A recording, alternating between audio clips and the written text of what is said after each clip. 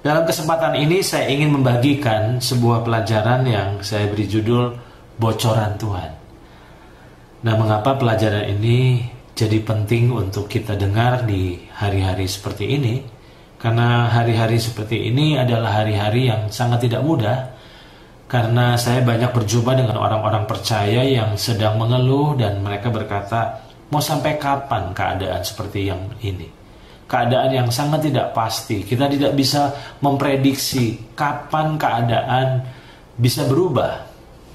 Nah, itu sebabnya pelajaran ini akan menolong kita untuk kita bisa menangkap apa sebetulnya yang menjadi agenda Tuhan di masa-masa seperti ini. Nah, sebelum saya mengajak saudara untuk belajar dari beberapa ayat, pernahkah saudara menyadari bahwa ternyata saat kita berjalan bersama dengan Tuhan, maka ternyata itu tidak semudah apa yang kita pikirkan? Saya ulang, pernahkah saudara menyadari bahwa ternyata saat kita berjalan bersama dengan Tuhan, itu ternyata tidak semudah apa yang kita pikirkan? Karena ternyata diakui atau tidak, disadari atau tidak, sebenarnya motivasi awal dan motivasi dasar dari banyak orang mengikut Tuhan adalah demi mengalami kemudahan, demi mengalami kenyamanan, dan demi mengalami keamanan. Bukankah itu yang menjadi dasar mengapa kita memutuskan untuk menjadikan Yesus sebagai Tuhan dan Juru Selamat kita? Kita menyadari betapa terbatasnya kita. Dan kita juga menyadari betapa tidak terbatasnya Tuhan. Itu sebabnya Tuhan menjadi sebuah kebutuhan kita. Tanpa Tuhan, kita sadar kita tidak bisa apa-apa. Itu sebabnya kita memutuskan untuk menjadikan Yesus sebagai Tuhan. Kita mengikut Tuhan. Dan ternyata saat kita berjalan bersama dengan Tuhan, ternyata tidak semudah apa yang kita pikirkan. Perjalanan kita ternyata diwarnai oleh kesulitan demi kesulitan. Jalan yang sangat tidak nyaman, dipenuhi dengan tekanan, dan seringkali kita mengalami bahaya, dan membuat kita mengalami spot jantung. Bukankah itu yang sedang terjadi hari-hari ini? Saya seringkali istilahkan bahwa saat seseorang berjalan bersama dengan Tuhan itu seperti kita sedang naik roller coaster, saudara. Saat saudara naik roller coaster, maka sebenarnya saudara dijamin keamanannya. Saudara tidak akan jatuh, saudara tidak akan celaka, karena benar-benar aman. Tapi perjalanan dengan roller coaster itu sungguh sangat menegangkan. Sehingga kalau saudara pernah naik roller coaster atau melihat orang yang naik roller coaster, maka mereka akan berteriak-teriak ketakutan karena begitu tegangnya perjalanan mereka itu. Dan pernahkah saudara menyadari bahwa saat kita berjalan dengan Tuhan seperti itu, hidup tidak selamanya mulus, hidup tidak selamanya nyaman. Ada ketegangan-ketegangan saat kita berjalan dengan Tuhan. Dan bukankah masa-masa yang sedang kita alami ini, yang sedang kita jalani ini, di mana kita sedang mengalami pandemi COVID-19 ini, membuat hidup jadi menegangkan, saudara? Di mana semuanya tidak bisa diprediksi. Nah, banyak orang percaya hari-hari ini sedang bertumbuh dalam keraguan. Ada juga orang yang sedang bertumbuh dalam kebingungan. Dan tidak sedikit yang sedang bertumbuh dalam kekecewaan. Dan kekecewaan yang dimaksud tentu bukan kekecewaan terhadap orang, tapi ternyata kekecewaan terhadap Tuhan. Nah, mengapa kita kecewa? Karena kita berpikir kita sudah berdoa, kita sudah beriman, kita sudah benar-benar sungguh-sungguh dengan Tuhan. Tapi kenapa semua itu tidak mengubah keadaan jadi tambah baik? Goncangan demi goncangan tetap terjadi. Tekanan demi tekanan kita alami dari hari ke hari. Dan iman kita sepertinya terus dibombardir oleh tantangan demi tantangan yang akhirnya kita mulai goncang. Banyak pertanyaan-pertanyaan tentang Tuhan yang sepertinya tidak terjawab. Dan tidak heran, tidak sedikit yang akhirnya kandas di tengah jalan. Nah, di saat hal ini terjadi dalam kehidupan banyak orang, dan saat saya berdoa, ada hal yang Tuhan singkapkan kepada saya dan saya ingin membagikannya kepada saudara tentang bocoran Tuhan. Apa jadinya jika tidak ada Roma 8 ayat 28 di dalam Alkitab kita? Saya ulang, coba bayangkan, mari bayangkan sebentar. Kira-kira apa jadinya jika tidak ada Roma 8 ayat 28 dalam Alkitab kita? Nah, tentu saya mengatakan hal ini tidak sedang menyepelekan ayat-ayat lain dalam Alkitab kita. Karena semua Alkitab itu penting. Semua ayat-ayat dalam Alkitab kita itu penting. Tetapi Roma 8 ayat 28 punya peranan unik dalam hidup kita. Peranannya adalah ternyata Roma 8 ayat 28 menjadi bocoran Tuhan bagi kita. Bayangkan, tanpa Roma 8 ayat 28, maka saat kita berjalan dalam kegelapan, kita akan diliputi oleh ketakutan dan ketidakpastian. Tapi saat Roma 8 ayat 28 diingatkan Roh Kudus, itu sama seperti secercah cahaya di tengah kegelapan yang kita sedang alami. Roma 8 ayat 28 berkata, kita tahu sekarang. Perhatikan kata ini, kita tahu sekarang bahwa Allah turut bekerja dalam segala sesuatu, termasuk apapun yang sedang kita alami hari-hari ini. Dia sedang bekerja, saudara, untuk mendatangkan kebaikan bagi mereka yang mengasihi Dia, yaitu bagi mereka yang terpanggil sesuai dengan rencana Allah. Dalam terjemahan bahasa Indonesia sehari-hari, Roma 8 ayat 28 diterjemahkan, kita tahu bahwa Allah mengatur segala hal sehingga menghasilkan yang baik untuk orang-orang yang mengasihi Dia dan yang dipanggilnya sesuai dengan rencananya. Tadi saya katakan, bayangkan jika hidup kita tidak mengalami bocoran Roma 8 ayat 28. Karena secara jujur saya mesti berkata kepada saudara, ada saatnya dalam perjalanan kehidupan saya tergoda untuk berputus asa. Mengalami tekanan yang berat di mana saya mengalami tawar hati yang amat hebat. Tetapi di tengah-tengah kebingungan, ketidakpastian, dan tekanan yang hebat itu, dan saya tergoda untuk menyerah dan putus asa, tiba-tiba Roh Kudus ingatkan Roma 8 ayat 28. Dan ayat itu jadi hidup bagi saya. Dan ayat itu membangkitkan pengharapan kembali, di mana keadaan seberat apapun, ternyata Tuhan sedang bekerja untuk mendatangkan kebaikan. Nah, dari Roma 8 ayat 28 ini ada 3 poin yang saya ingin bagikan kepada saudara dalam kesempatan ini.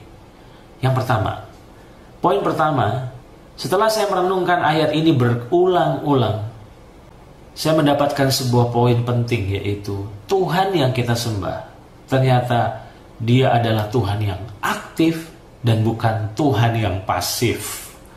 Saya ulang, Tuhan yang kita sembah, Dia adalah pribadi yang aktif, bukan pribadi yang pasif.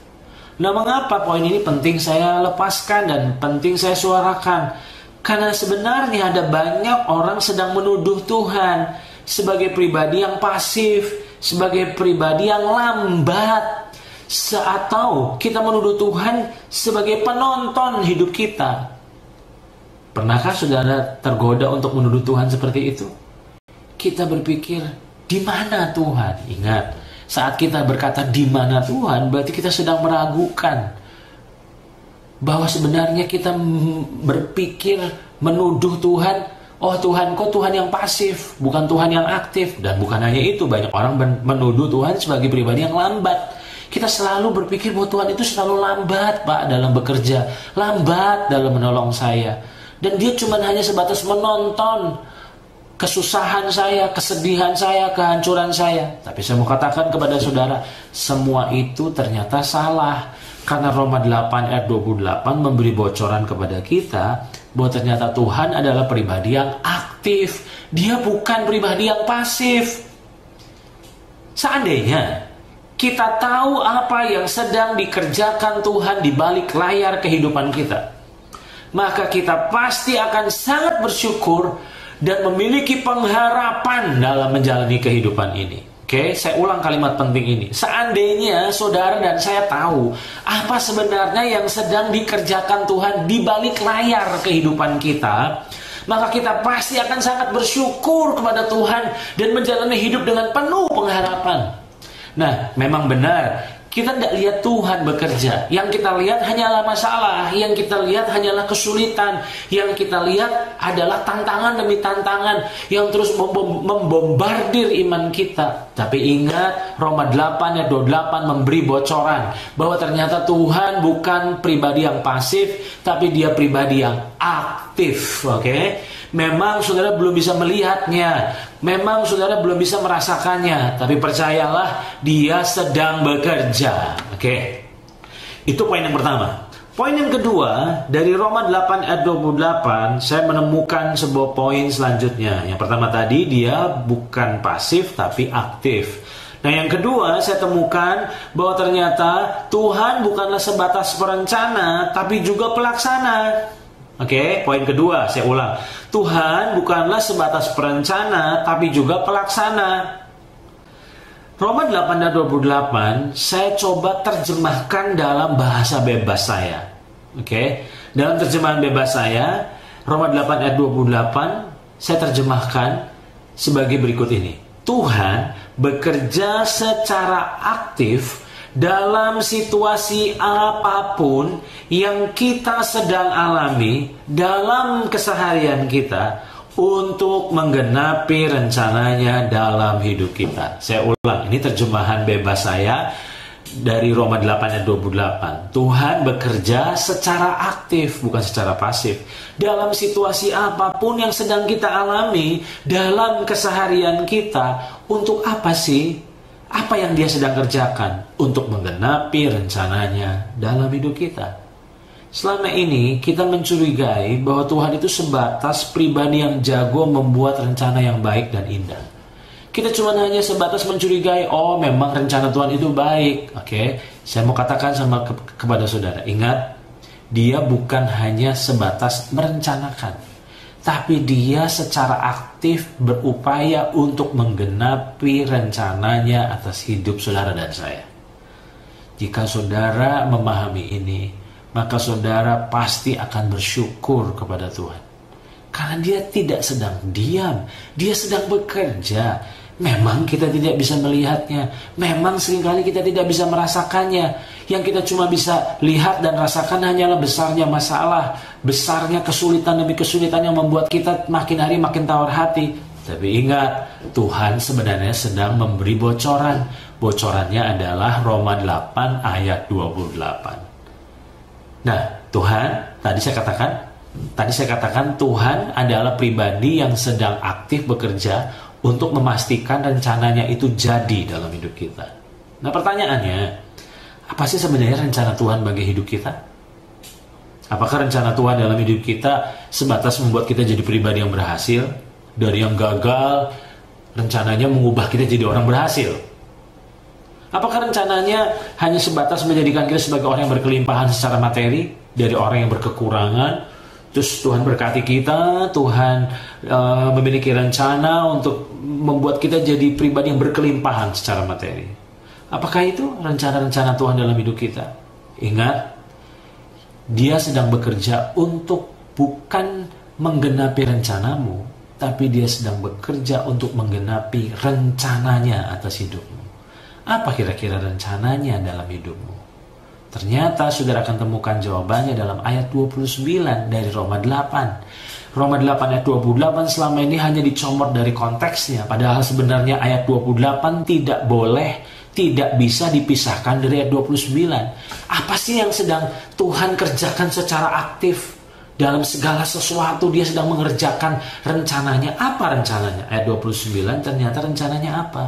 Untuk menjadikan kita serupa dengan gambaran anaknya. Jadi rencana Tuhan bagi saudara dan saya bukan sebatas menjadikan kita sebagai orang berhasil, orang berkelimpahan secara materi, tapi ada yang lebih mulia dari sekedar itu, yaitu apa? Tuhan memiliki rencana untuk membuat saudara dan saya semakin hari semakin serupa dengan Yesus. Dan untuk membuat saudara semakin serupa dengan Yesus, Tuhan bekerja dalam segala sesuatu. Nah, sangat disayangkan, hasrat Tuhan menjadikan kita serupa dengannya itu jauh lebih besar dari hasratnya memberkati kehidupan kita. Selama ini kita hanya ingin Tuhan berkati saya, berkati saya, berkati saya. Oke, itu baik. Tapi hasrat Tuhan justru menjadikan kita serupa dengannya jauh lebih besar daripada hasratnya memberkati kita. Nah, mungkin sudah sebagian dari kita kecewa karena kita ingin diberkati, tapi kita belum ingin serupa Yesus. Tapi saya mau katakan kepada saudara, ada yang jauh lebih berharga daripada sekedar hidup diberkati, yaitu hidup yang makin hari makin serupa dengan Yesus.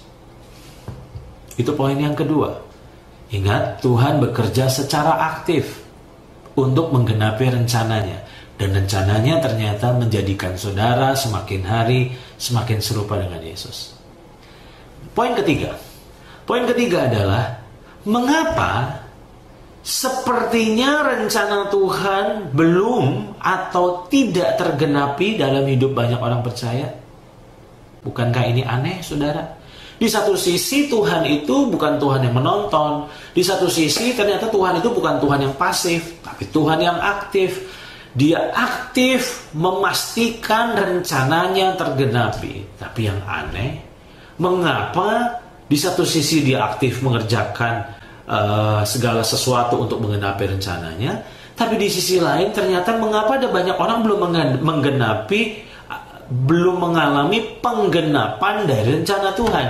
Mengapa banyak orang percaya belum mengalami pertumbuhan keserupaan dengan Kristus? Nah, ternyata jawabannya kita akan temukan dalam pertanyaan berikut ini. Pertanyaannya adalah ini. Apa kira-kira menurut saudara yang menjadi faktor pembeda antara bangsa Israel dan Yusuf? Saya ulang. Pertanyaan ini akan menjawab pertanyaan tadi. Mengapa banyak orang belum mengalami penggenapan rencana Tuhan? Walaupun di satu sisi Tuhan sebenarnya aktif bekerja untuk mewujudkan rencananya, tapi mengapa rencananya belum juga terwujud dalam hidup orang percaya? Banyak orang percaya belum makin hari belum serupa dengan Yesus masalahnya. Mengapa? Nah, pertanyaannya terjawab dengan pertanyaan lagi, yaitu apa yang menjadi faktor pembeda antara bangsa Israel dan Yusuf? Coba kita dengan cepat kita belajar dari Keluaran pasal 13 ayat 17 sampai 18. Saya akan bacakan bagi saudara. Setelah Fir'aun membiarkan bangsa itu pergi, Allah tidak menuntun mereka melalui jalan ke negeri orang Filistin, walaupun jalan itu yang paling dekat. Sebab firman Allah, jangan-jangan bangsa itu menyesal apabila mereka menghadapi peperangan sehingga mereka kembali ke Mesir. Ayat yang ke-18. Tetapi Allah menuntun bangsa itu, yaitu bangsa Israel, berputar melalui jalan di padang gurun menuju ke laut Teberau. Dengan siap sedia berperang, berjalanlah orang Israel dari tanah Mesir. Jadi dari ayat ini kita tahu rancangan awal Tuhan membawa mereka melewati padang gurun menuju ke tanah Kanaan bukan untuk menyulitkan mereka, tapi untuk mempersiapkan mereka. Karena Tuhan tahu bahwa secara mental mereka belum siap menghadapi tanah Kanaan. Itu sebabnya banyak orang percaya tidak memahami rahasia ini. Saya mau katakan kepada saudara, seringkali yang membuat Tuhan belum membawa kita pada penggenapan janji Tuhan karena Dia sedang mempersiapkan kita. Dan seringkali Dia memakai kesulitan demi kesulitan untuk mempersiapkan kita. Itu sebabnya ingat, Tuhan memberi bocoran bahwa Allah terus bekerja dalam segala sesuatu untuk mendatangkan kebaikan. Jadi Allah sebenarnya terus bekerja lewat padang gurun bangsa Israel untuk mendatangkan kebaikan, yaitu menyiapkan mereka. Tapi sangat disayangkan, padang gurun yang seharusnya menjadi berkat bagi mereka akhirnya membuat padang gurun akhirnya menjadi kutuk buat mereka. Saya ulang, padang gurun yang seharusnya menjadi berkat, tapi akhirnya berubah menjadi kutuk. Nah, apa yang membuat padang gurun yang seharusnya jadi berkat, tapi akhirnya jadi kutuk? Dan jawaban saya adalah sikap. Saya memiliki sebuah definisi pribadi untuk menjelaskan definisi sikap. Saya mencatat di sini bahwa sikap adalah keputusan bagaimana kita menjalani atau melewati satu pengalaman yang terjadi dalam hidup kita. Ini definisi pribadi saya untuk menjelaskan arti kata sikap. Sikap adalah sebuah keputusan. Bagaimana kita menjalani, kita melewati suatu pengalaman yang terjadi dalam hidup kita. Itulah sikap. Saat saya mendefinisikan ini, saya jadi teringat akan statement yang pernah disampaikan oleh seorang yang bernama John Maxwell. John Maxwell mengucapkan satu quotation yang menarik untuk kita renungkan. Dia katakan, Tuhan memilih apa yang kita lalui. Kitalah yang memilih bagaimana kita melaluinya. Oke, saya ulang ya. John Maxwell mengatakan bahwa Tuhanlah yang memilih apa yang kita lalui. Tapi kitalah yang memilih bagaimana kita melaluinya. Bukankah itu bicara tentang sikap? Dari hal ini saya menyimpulkan bahwa sayalah, bukan orang lain, yang menentukan padang gurun itu menjadi sekolah atau menjadi kuburan. Coba renungkan kalimat ini. Sayalah, bukan orang lain, dan bahkan bukan Tuhan. Tuhan sudah merencanakan. Tuhan memastikan dia bekerja secara aktif. Tapi ingat, ada bagian kita, itu bagian Tuhan. Ada bagian kita. Bagian kita adalah sikap. Sikaplah yang menentukan. Sikaplah yang menjadi faktor pembeda. Itu sebabnya tadi saya katakan, sayalah yang menentukan padang gurun itu menjadi sekolah atau menjadi kuburan. Nah, dari mana statement ini berasal? Dari mempelajari kehidupan bangsa Israel. Tadi saya katakan bangsa Israel sebenarnya melewati padang gurun karena Tuhan sedang mempersiapkan mereka. Berarti dengan kata lain, padang gurun di mata Tuhan dijadikan sebagai sekolah mereka. Tapi karena sikap mereka yang salah, mereka menggerutu, bersungut-sungut, memberontak terhadap Tuhan. Di saat mengalami padang gurun, sikap mereka selalu salah. Dan ketika sikap mereka salah, yang seharusnya padang gurun sebatas jadi sekolah persiapan, akhirnya berubah menjadi kuburan massal, di mana mayoritas bangsa Israel mati di padang gurun. Hanya 2 orang, yaitu Yosua dan Kaleb, yang masuk ke tanah perjanjian, yang mengalami penggenapan rencana Tuhan. Saudara, untuk menjadikan saudara dan saya semakin serupa dengan Yesus, Tuhan bekerja secara aktif dalam segala sesuatu. Tapi untuk membuat kita makin serupa Yesus, bukan hanya sebatas bagian Tuhan, ada bagian saudara dan saya. Apakah itu? Sikap. Tadi saya katakan, apa faktor pembeda antara bangsa Israel dan Yusuf? Bukankah dua-duanya mengalami proses yang sangat tidak nyaman? Saya menemukan faktor pembedanya dalam Kejadian pasal 39 ayat yang ke-6. Apa yang kita pelajari dari Yusuf? Tuhan aktif bekerja. Dimanapun Yusuf ada, Tuhan menyertainya. Tuhan bukan hanya cuma menonton, tapi dia bekerja secara aktif untuk memastikan rencana Tuhan dalam hidup Yusuf tergenapi. Dan yang luar biasa, rencananya itu jadi. Yusuf menjadi Perdana Menteri di Mesir, dan itu adalah rencana Tuhan. Dan dia bekerja secara aktif dalam situasi yang sangat menyakitkan, dalam situasi yang sangat-sangat begitu berat untuk Yusuf alami. Dia jadi budak, dia difitnah, dia dipenjara, tapi dia menjalani semua itu dan akhirnya rencana Tuhan jadi dalam hidupnya. Apa yang membuat Yusuf mengalami penggenapan, sedangkan bangsa Israel tidak mengalami penggenapan? Saudara akan menemukan jawabannya dalam Kejadian 39 ayat yang ke-6. Segala miliknya diserahkannya kepada kekuasaan Yusuf. Dan dengan bantuan Yusuf, ia tidak usah lagi mengatur apa-apa pun selain dari makanannya sendiri. Ini bicara tentang Potifar. Adapun Yusuf itu manis sikapnya dan elok parasnya. Ketika saya membaca ini, yang memberkati saya adalah kalimat manis sikapnya. Bukankah ketika kita menelusuri biografi dari Yusuf, memang benar sikap Yusuf begitu manis saat dia dijual jadi budak oleh kakak-kakaknya? Bisa saja dia pahit, bisa saja dia berontak, tapi akhirnya dia memutuskan untuk bersikap dengan baik. Ingat definisi pribadi saya, sikap adalah keputusan bagaimana kita menjalani dan melewati satu pengalaman yang terjadi dalam hidup kita. saat dia difitnah dan akhirnya dijebloskan ke dalam penjara oleh karena fitnahan dari istri Potifar. Bisa saja dia berontak, bisa saja dia bersungut-sungut, tapi sikapnya manis. Dia memutuskan untuk merespon, untuk bersikap dengan baik. Dan ternyata saudara, karena sikapnya manis, maka semua yang buruk pun diubah menjadi baik. Saya mau katakan kepada saudara, saudara boleh saja mengalami pengalaman yang pahit, tapi pastikan sikapmu manis. Saya ulang, boleh saja kita mengalami pengalaman yang begitu pahit, tapi putuskan untuk tetap bersikap dengan manis. Karena Tuhan berjanji, saat sikapmu benar, maka semua yang buruk pun diubah oleh Tuhan menjadi sebuah kebaikan. Dan bahkan rencana Tuhan itu akan tergenapi dalam hidup kita. Menurut saya, bukan proses pembentukan yang membuat seseorang semakin serupa Kristus. Saya ulang, bukan proses pembentukan yang membuat seseorang semakin serupa Kristus. Karena semua orang Kristen sebetulnya mengalami proses pembentukan. Tapi mengapa tidak semua orang Kristen semakin serupa Yesus? Karena ternyata sikapnya lah yang benarlah terhadap proses itulah yang menjadi penentunya. Oke, saya ulang.